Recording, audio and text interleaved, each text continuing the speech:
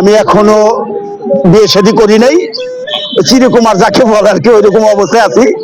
প্রেম আমার জীবনে আসেই নাই, সত্য কথা। আমি শুধু সুর দিয়ে গেছি। এটা আমি ছোটবেলা থেকে বাঁশি চর্চা করি। আমার বড় ভাই ছিলেন ইউনুস আলী, উনি বাঁশি বাজাতেন, তো আমাকে বাজাইতে দিতেন না, আমি জোর করে বাজাইতাম, চুরি করে আর কি। গ্রামের বাড়ি আমার সাটুরিয়া মানিকগঞ্জ, পশ্চিম চরতিল্লি আমার গ্রামের নাম। আমার নাম শিল্পী এমডি রেজাউল করিম। আমরা পরিবারে 5 ভাই 1 বোন। তো বড় ভাইটা আমার মারা গেছেন, আমার আব্বা আম্মা নেই। এটা যাকে গ্রামের ভাষায় বংশীবাদক বলে আর কি, রাখালিয়া বাঁশির সুরে সুরে আর কি। হ্যাঁ, রাখালিয়া বাঁশির সুরে সুরে গ্রামে আমি বাঁশি বাজাতাম। এটাই আপনার কথা ঠিক আছে। আমি এই বংশী যেন বিলুপ্ত না হয়, বাংলার আনাচে কানাচে থেকে সুরটা যেন বিলুপ্ত না হয়, এর জন্য এটাকে আমি ধরে রাখতে চাচ্ছি এবং এই কারণে আমি পথে বেরিয়েছি।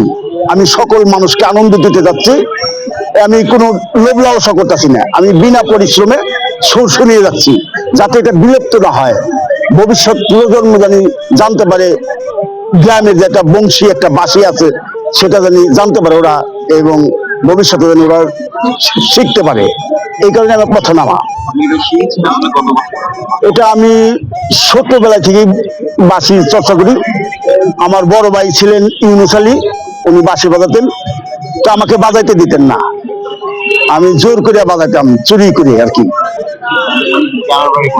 গ্রামের বাড়ি আমার সাটুরিয়া মানিকগঞ্জ, পশ্চিম চরতিল্লি আমার গ্রামের নাম। আমার নাম শিল্পী এমডি রেজাউল করিম। আমরা পরিবারে 5 ভাই 1 বোন। তো বড় ভাইটা আমার মারা গেছেন, আমার আব্বা আম্মা নেই। আমি এখনো বিয়ে শাদী করি নাই, চিরকুমার যাকে বলে আর কি ওইরকম অবস্থায় আছি। বিয়েটা আসলে এই বাঁশির প্রেমে বিয়েটা করা হয় না আর কি, তো মানুষের মধ্যে বেঁচে থাকতে যাচ্ছে আর কি। জানি না ওটা হবে কিনা।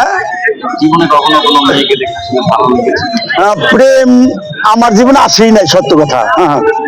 আমি শুধু সুর দিয়ে গেছি, কিন্তু আমি ওইদিকে খেয়াল করি নাই কে আসলো কে গেল, এটা আমি দেখি নাই কখনো। আমি শুধু বাঁশির প্রেমে মগ্ন। আসলে আমি গ্রাম বাংলার মানুষ, গ্রামকে বেশি ভালোবাসি, ওই গ্রামের সুরটাই আমাকে বেশি আকৃষ্ট করছে, এই কারণে আমি সুরটা ছাড়তে পারতেছি না। আমি যেহেতু ছাড়তে পারতেছি না, আমি তো বাংলার মা মাটির মানুষ, সেই মানুষের মাঝেই আমি এই সুরটা বিলিয়ে দিতে চাচ্ছি। এই জন্য আমার এই সংগ্রাম, ভবিষ্যৎ প্রজন্মের জন্য আমার একটা দীর্ঘ ইচ্ছা আছে, আমি এটা প্রত্যেক ঘরে ঘরে পৌঁছে দেবো এই সুরটা। আসলে আমার এটা শখের থেকে এখন ওই নেশা থেকে পেশা হয়ে গেছে আর কি। এখন এটার উপরে যা আছে তাই দিয়ে আমার চলতে হয়, তো একটু কষ্ট হচ্ছে আর কি।